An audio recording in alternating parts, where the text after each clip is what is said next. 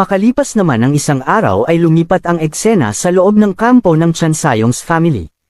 Doon ay nagtipon-tipon ang mga matataas na individual ng Walker City, kabilang ang kanilang mga pamilya. Naitanong naman ng mga individual na tumungo roon kung ano raw ba ang nangyayari, sapagkat napakaaga pa raw ng pagpapatawag ng sect master ng Chansayong's family. Sa harap ng maraming individual ay winika ng sect master na ito raw ay seryosong problema, sapagkat nabalitaan niya na ang individual na pumaslang sa kanyang anak noong nakalipas na taon ay winasak ang Joe Mercenary Group. Kung kaya't nagpatawag siya ng pagpupulong. Winika naman ng isang individual na muhoks ang buhok na naroon raw ba sila upang tulungan paslangin ang ating bida. Tumugon naman ang sect master na naroon sila upang tulungan siyang harapin si Sian Tan, sapagkat kahit nasa level pa lamang ito ng Saint Master ay nagawa na siya nitong matakasan. Dagdag pa niya na kapag ito ay nahuli niya, kanya itong pagpipire-piresuhin.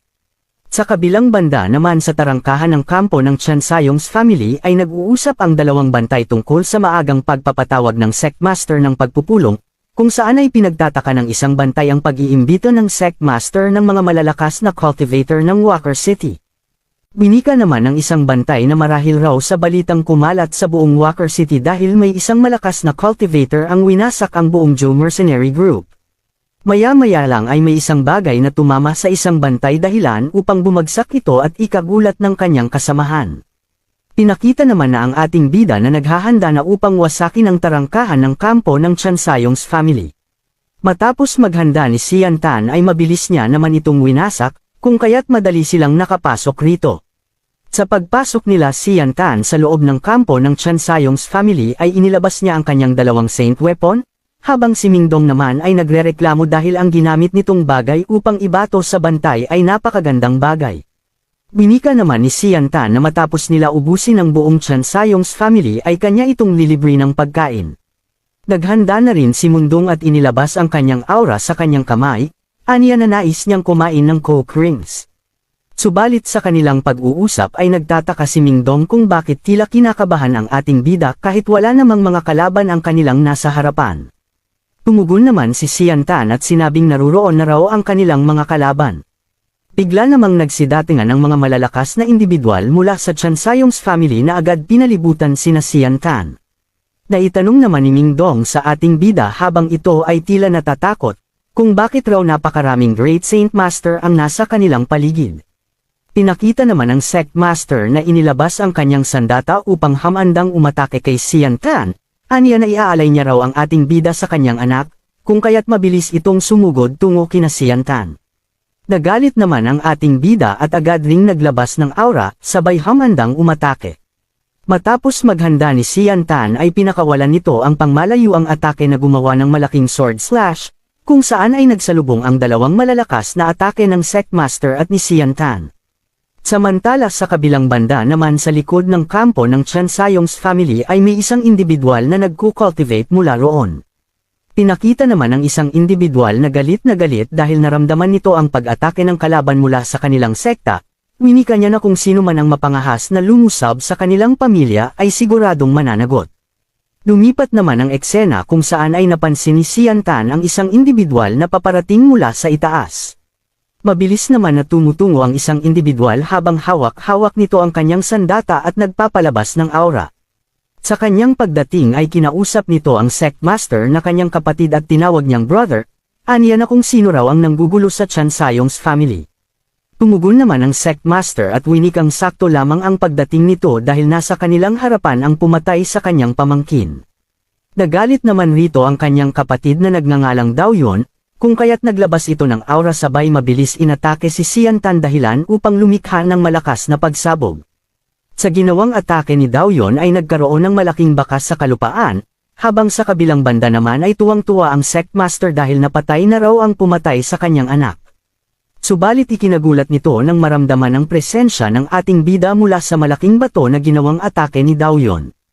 Binasak naman ni Sian Tan ang malaking bato habang sinasabi na ang anak raw ng sect master ay napaka-arrogant dahil pumapaslang ito ng mga individual nang naaayon sa kanyang kagustuhan. Hindi naman makapaniwala ang sect master dahil nagawang makaligtas ni Sian Tan sa ginawang atake ng kanyang kapatid at kanyang napagtanto na ang ating bida ay tinataglay na ang lakas ng isang Great Saint Master. Naghanda naman si Xian Tan ng atake at sinabing nahihiya raw siya na aminin na siya ay tumakas noong nakaharap niya ito sa nakalipas na taon subalit naroon siya upang bumalik at maghiganti. Agad naman na pinakawala ni Xian Tan ang kanyang atake sabay binigkas ang mga katagang God's Sword the Great Wheel. Ikinagulat naman ito ng dalawa ng malapit nang tumama ang atake ay itinulak ni Dao Yun ang Sectmaster upang makaiwas sabay sinabayan niya ng atake ang pinakawalan ni Xian Tan.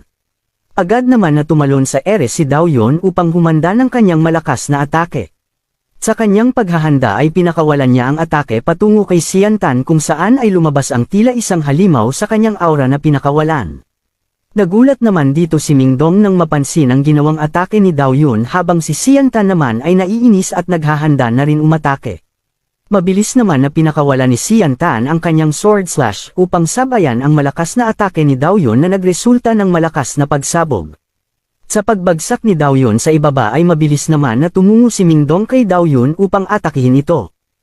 Subalit may isang malaking kamay ang sumulpot sa kanyang harapan upang siya ay pigilan na ikinagulat naman ni Xian Tan. Mula roon pinakita ang Sectmaster na nag-transform sa pagiging malaking golem. Sa kanyang pagtayo ay binanggit nito ang pangalan ng ating bida sabay binigkas ang teknik na Earth Explosion Evolution. Agad naman itong inatake sina Xian Tan dahilan upang magkaroon ng malakas na pagsabog sa kanilang kinatatayuan. Sa kabilang banda naman ay naroon si Dao Yun sa itaas at inutusan ang mga alagad nito na atakihin sina Xian Tan. Kung kaya't mabilis nitong sinugod si Ming Dong at ang ating bida mula sa ere. Pinagpapatay naman nila Xian Tan ang mga kupol na nais sugurin sina Xian Tan. Sa kanilang pagbaba ay sinabi ni Xian Tan na naruroon lamang siya upang tapusin ang hidwaan ng Chan Sayong's family laban sa kanya. Subalit kung nais nitong makasali ay hindi siya magiging mabait mula rito. Mabilis namang sumugod ang mga kasamahan ng Sectmaster na galit dahil sa sinabi ni Xian Tan. Kung kaya't sabay-sabay itong pinagpapatay ni Ming Dong at ng ating bida. Matapos patayin ni Xian Tan ang mga kasamahan nito ay kanyang isinigaw na isusunod niya ang Sectmaster ng Chan Sayong's family. Kung kaya't gumagawa si Xian Tan ng atake at mabilis pinatungo sa Sectmaster ang dalawa niyang Saint Weapon kasabay ng pagbigkas niya ng kanyang teknik na Sword of God's Purple and Blue Double Cone Spine. Sinabayan naman ito ng Sectmaster sa pag-atake dahil wala naman raw magagawa ang ating bida sa tibay ng kanyang golem. Subalit matapos tumama ng pinakawalang atake ni Xian Tan ay tumagos ito hanggang mukha ng golem. Nakita naman ito ni Dao Yun kung kaya't isinagaw nito ang pangalan ng Sectmaster. Unti-unting bumagsak ang golem kasabay nito ang pagkahulog ng Sectmaster patungo sa ibaba. Habang nahuhulog ang Sectmaster ay agad itong pinuntahan ni Dao Yun upang saluhin. Matapos naman saluhin ni Dao Yun ang Sectmaster ay iniutos nito na paslangjan raw ang ating bida at ipaghihiganti ang kanyang anak.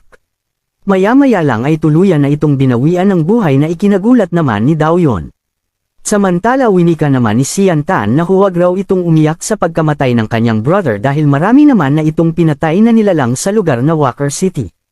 Nagalit naman si Dao Yun sa mga sinabi ni Xian Tan kung kaya't pinakawalan nito ang kanyang nag-uumapo na aura, habang pinagbabantaan ng ating bida na magsisisi ito na isinilang siya sa mundong iyon. Mula roon ay lumabas ang malalaking bungo sa kanyang paligid, dahil sinusubukan raw ni Xian Tan na kalabanan ng Chan Sayong's family ay hindi na ito mabubuhay pa.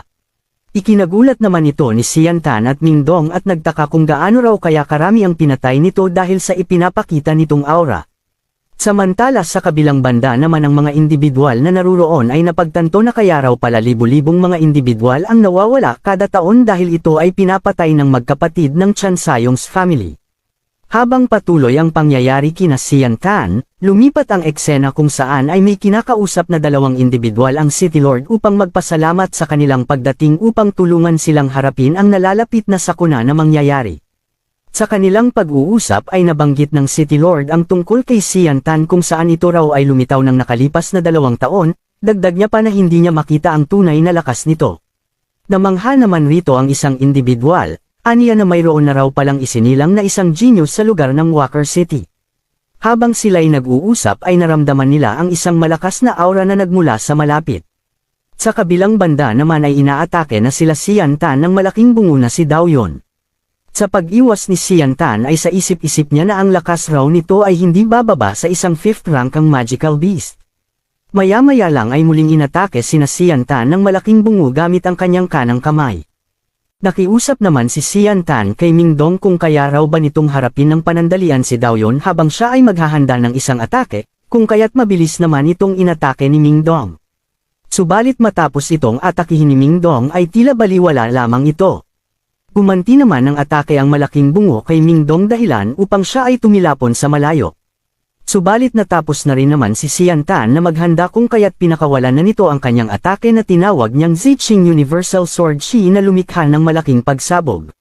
Napinsala naman si Dao Yun sa kanyang dibdib upang ito ay mapasigaw at magtaka kung paano iyon nagawa ng ating bida. Sa ginawang atake ni Xian Tan ay nasira ang ginawang higanteng bungo ni Dao Yun. Habang nasa ere naman si Xian Tan ay may nagsalitang isang individual at sinabing mukhang iyon na raw ang simulan ng pag-angat ng Walker City. Ikinagulat naman ito ni Xian Tan sapagkat hindi man lang niya ito naramdaman. Saan ay may dumating na mga individual kasama ang City Lord ng Walker City. Winika ng City Lord na nais niyang ipakilala ang dalawa niyang kasama kay Xian Tan subalit bigla na lamang ito pinigilan ng isang individual na kasama ng City Lord. Sinabi niyang hindi na raw kailangan na ipakilala siya dahil nabalitaan niya na may isang kamangha-manghang individual ang naruroon sa Walker City, kung kaya't natutuwa ito na malaman iyon at nais niyang subukan ang lakas ng ating bida. Nagpakawala ang individual ng malakas na aura habang winiwika na nais niyang kalabanan si Xian Tan. Ikinagulat naman ito ni Ming Dong at ng ibang individual na naroon dahil sa bigat ng enerhiya na kanilang nararamdaman, habang sa kabilang banda naman ay napagtanto ni Xian Tan na ang lakas nito ay nasa Earth Saint Master. Maya-maya lang ay naghanda na rin si Xian Tan at itinutok sa itaas ang kanyang Saint Sword kasabay ng pagpapalabas ng aura at pagbanggit ng mga katagang, Purple Blue and Sword Shi. Matapos niyang maghanda ay mas lalo niya pang pinalakas ang aura na kanyang pinapalabas na ikinagulat naman ng individual na nasa kanyang harapan. Hindi rin nagtagal ay pinakawala ni Xian Tan ang kanyang malakas na atake tungo sa individual na agad niya naman na dinepensahan. Subalit sa lakas ng pinakawalang atake ni Xian Tan ay nawasak ang ginawa niyang barrier upang pigilan ang pag-atake ni Xian Tan dahilan upang tumilapon ito. Mabilis naman itong hinawakan sa kanyang balikat upang pigilan sa pagtilapon ng kanyang isang kasamahan habang ito ay hindi pa makapaniwala sa pinakitang lakas ng ating bida. Agad naman na humingi si Xian Tan ng tawad sa kanyang nagawa subalit winika ng individual na huwag raw nitong ikahiya ang kanyang lakas. Pinuri naman si Xian Tan ng dalawang individual at nagbigay galang, winika nila na napakalakas raw ng ating bida dahil na kaya niyang basagin ang kanyang ginagawang depensa kahit ito ay nasa Great Saint Master pa lamang.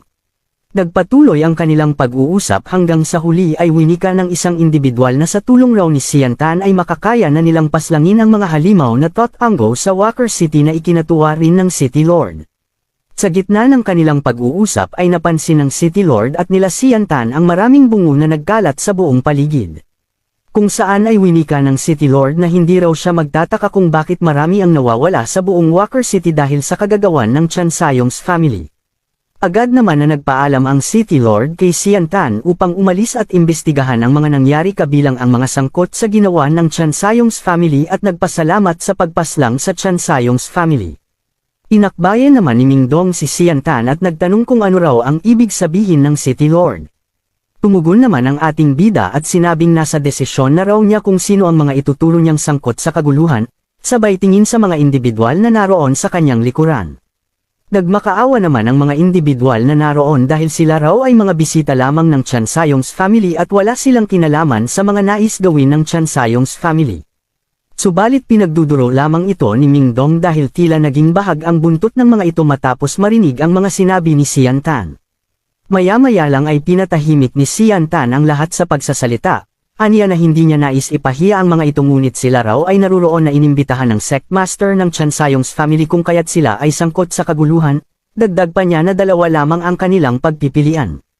Paiimbestigahan ang mga ito at bubunutin ang kanilang kapangyarihan mula sa ugat, o hindi kaya sila ay sasali sa kanyang mercenary group. Nabigla naman ang mga individual na naruroon at naitanong kung anong grupo raw ang tinutukoy ng ating bida, kung saan ay winika naman ni Xian Tan na ang Flame Mercenary Group. Habang may desididong ekspresyon ay winika ni Xian Tan na ang Flame Mercenary Group raw ang magiging pinakatanyag at pinakaunang ranggo sa buong Tianyuan Continent sa hinaharap. Makalipas ang ilang sandali ay tumungo sina Sian Tan sa Kai Residence upang gawing pansamantalang headquarters ng kanilang Flame Mercenary Group. Habang sila ay naglalakad, winika ng isang individual na ang 5 sa kanila ay unti-unti nang binubuwag ang kanilang mga sariling grupo ng mersenaryo.